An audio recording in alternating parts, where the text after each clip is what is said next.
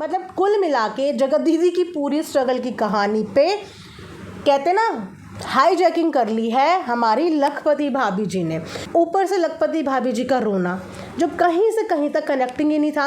रोना तो उस इंसान को आता है जिसने किसी चीज़ को अचीव करने में मेहनत तो करी हो, लेकिन जिस इंसान ने किसी चीज़ को अचीव करने में मेहनत ही नहीं करी उस इंसान को रोना क्यों आएगा। और सबसे ज़्यादा बुरा इसी कमेंट का लगा कि सास ससुर की सेवा नहीं करती, घर का काम नहीं करती।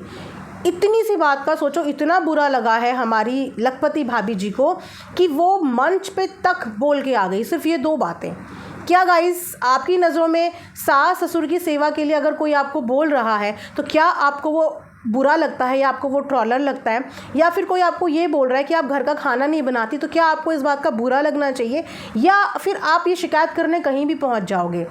अरे माता पिता भी अपनी बेटी को विदा करते हुए उसको बोलते हैं कि जैसे हम तेरे माता पिता वैसे ही वो भी तेरे माता पिता हैं, उनका भी ध्यान और ख्याल रखना। मुझे बताओ कि कितनी बेटियों के माता पिता अपनी बेटियों को विदा करते हुए या शादी होने से पहले जब शादी के दिन नज़दीक आते हैं ये शिक्षा नहीं देते कि जैसे ये तेरा परिवार है वैसे ही वो तेरा परिवार है, उनकी इज्जत करना और उनका ध्यान रखना।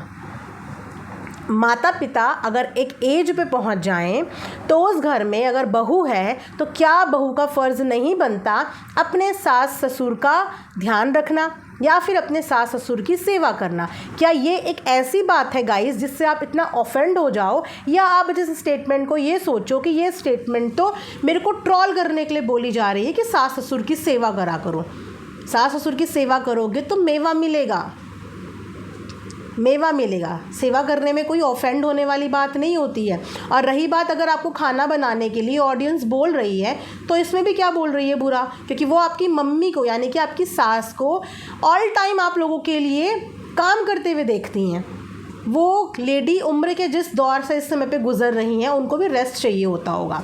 अभी तक तो वो अपनी बेटी को ही संभाल रही थी, बेटी की बेटी को भी संभाल रही थी, अब वो आपको भी संभाल रही हैं। तो उनके लिए अगर किसी ने कंसर्न जताते हुए आपको ये बोल दिया कि जाके उनके साथ खाने वाने में हेल्प कर दिया करो तो इसमें भी ऑफेंड होने वाली कोई बात नहीं थी। अब आप लोग कोई इतने बड़े टाइकून तो हो नहीं कि घर में हर चीज़ के लिए कुक अवेलेबल होगा, या आप लोगों को बेड से पैर भी नीचे नहीं रखना पड़ता होगा। मिडिल क्लास की लड़कियों को जो एक मिडिल क्लास फैमिली से होती हैं, इनफैक्ट एक अपर मिडिल क्लास फैमिली से भी होती हैं, उस घर की लड़कियों को हार्डली ऐसा होता होगा कि कुछ चीज़ें बनाने ना आती हो। जिनको नहीं भी आती शादी के बाद तो सब सीख जाते हैं। शादी के बाद तो सेलिब्रिटीज़ भी अपने बच्चों के लिए खाना बनाते हैं, सेलिब्रिटीज़ भी बनाते हैं। देख लो कितने सारे सेलिब्रिटीज़ तो अभी व्लॉगर बने हैं, और उनमें से कितने सेलिब्रिटीज़ कुकिंग करते हैं, कितने सारे सेलिब्रिटीज़ करते हैं ना। तो अगर ऑडियंस ने आपको ये भी बोल दिया था कि खाना नहीं बनाती तो इसमें इतना ऑफेंड होने वाली क्या बात थी, क्योंकि आप एक्चुअली में नहीं बनाती हो। तो थोड़ा बहुत अगर आप उन्हें बनाते हुए दिखती कहीं पे दिखती तो वो आपको ये कमेंट नहीं करते, और उन्हें अच्छा भी लगता कि चलो आज सास ने नहीं, आज बहू ने सास को चाय पिलाई है। चाय पिलाना मेरी ड्यूटी नहीं है, तो चाय पिलाना तो किसी सास की भी ड्यूटी नहीं होती, किसी माँ की भी ड्यूटी नहीं होती अपनी बेटी को बेड पे पिलाने की, या किसी सास की ड्यूटी नहीं होती अपनी बहू को बेड पे पिलाने की। अगर यही बात सारी दुनिया की लेडीज़ बोलने लग जाएं अपने बच्चों को खाना या चाय देते हुए कि खाना खिलाना मेरी ड्यूटी नहीं है, चाय पिलाना मेरी ड्यूटी नहीं है, तुम्हारे कपड़े धोना मेरी ड्यूटी नहीं है, अगर ये सारी चीज़ें दुनिया की सारी माएँ अपने बच्चों को बोलने लग जाएँ तो आप बताओ क्या होगा? अर्थक्वेक आ जाएगा, पूरी इम्बैलेंस हो जाएगा पूरी दुनिया का। अगर हर माँ यही थॉट रखने लग गई ना कि चाय पिलाना मेरी ड्यूटी नहीं है, और हर बहू यही सोच रखने लग गई, हर बहू कि ये चाय पिलाना मेरी ड्यूटी नहीं है, तो आप सोचो कि कितना बड़ा ब्लंडर इस पूरी दुनिया में आ जाएगा। तो लोगों ने आपको जो चीज़ें समझाने के लिए बोली थी, आपने उन लोगों की वो चीज़ों को शिकायत के तौर पे जाके पूरे के पूरे मंच पे उनकी शिकायत कर डाली। इसीलिए आप हंसी का पात्र बन गई कि जैसे स्कूल में छोटे बच्चे मैडम के पास शिकायत लेके चले जाते हैं ना दौड़ते हुए, आपने भी एग्जैक्टली वही किया कि आप अपने घर के लोगों की शिकायत वहाँ पे करके आ गई। ऊपर से जो स्ट्रगल आपका था ही नहीं उसको अपने नाम करके आ गई, उसके बाद आप बेमतलब में रो के आ गई। तो सारी चीज़ें हो गई भाभी जी बहुत ही ज़्यादा ख़राब। और इसीलिए बहुत हंस रहे हैं लोग आपके ऊपर। इससे अच्छा तो होता कि आप वहाँ पे ना दिखती, कम से कम आपका ये वाला रूप नहीं आता सबके सामने कि आप भी झूठ बोलती हैं। अब क्या होगा कि आप जो ये पर्सनालिटी अपनी दिखा के आ गई ना, अब इस पर्सनालिटी के बेस पे आपकी व्लॉगिंग को भी जज किया जाएगा। गलत टाइम पे गलत जगह आप चली गई। हाँ, व्यूज़ आपको उस वीडियो पे ज़्यादा आ गए, अगर आपको इस बात की खुशी मनानी है तो आप उसकी बात की मना सकते हो कि हाँ भाई 2-2.5 लाख व्यूज़ हमें आ गए हैं। लेकिन क्या व्यूज़ इतने मैटर करते हैं कि अगर उन व्यूज़ के नीचे सारे कमेंट्स आपके ख़िलाफ़ हैं, पब्लिक आपको पसंद ही नहीं कर रही है, आपकी मजाक बना रही है, तो क्या वो व्यूज़ एक्चुअली में मैटर और मायने रखते हैं?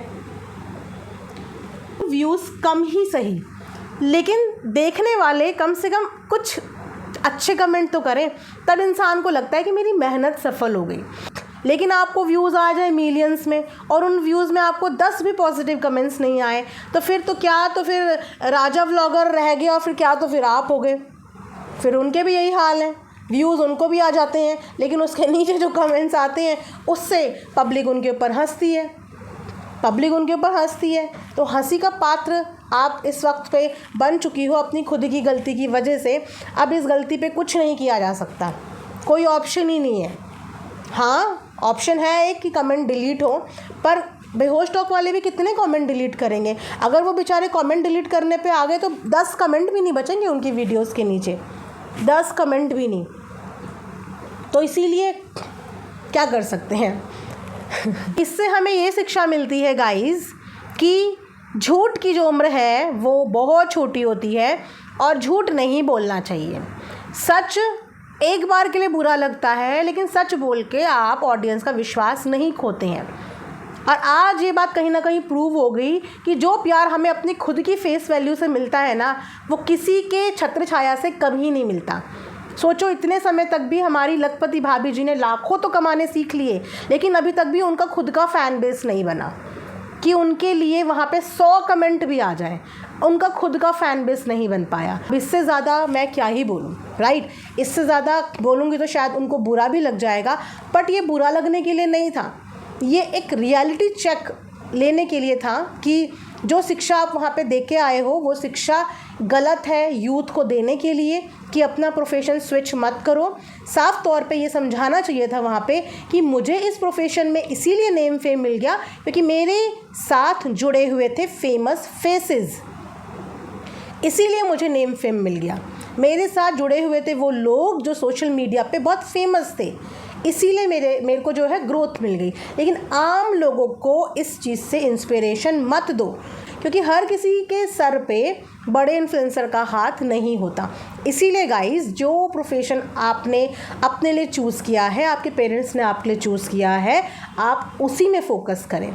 सोशल मीडिया पे फोकस करने के लिए आपके पास एक अच्छा खासा नाम होना चाहिए, अदरवाइज़ आपके यहाँ पे 2-3 साल वेस्ट हो जाएंगे। तो ये एक सेकेंडरी प्लेटफॉर्म है, प्राइमरी प्लेटफॉर्म है आपकी अपनी खुद की एजुकेशन, आपका अपना खुद का गोल। तो आप लोग उस पर प्लीज़ फोकस करें। एक समय था जब वायरल होना बहुत आसान था, लेकिन आज वो समय बिल्कुल भी नहीं है। तो जो भी बच्चे पढ़ रहे हैं, कॉलेज जा रहे हैं, कोई प्रोफेशनल कोर्स कर रहे हैं, मैं आप लोगों से यही बोलूँगी कि आप जिस चीज़ में अभी इन्वॉल्व हैं आप उसी चीज़ में फ़ोकस करें। यूट्यूब एक सेकेंडरी प्लेटफॉर्म है, ये प्राइमरी नहीं है। तो यहाँ पे आके आप अपना टाइम वेस्ट और अपना जो है मेंटल पीस ख़राब करेंगे। इसी के साथ ये रिएक्शन वीडियो मैं यहाँ पे एंड करती हूँ। Thanks for watching Arth mom reactions. Bye bye, take care.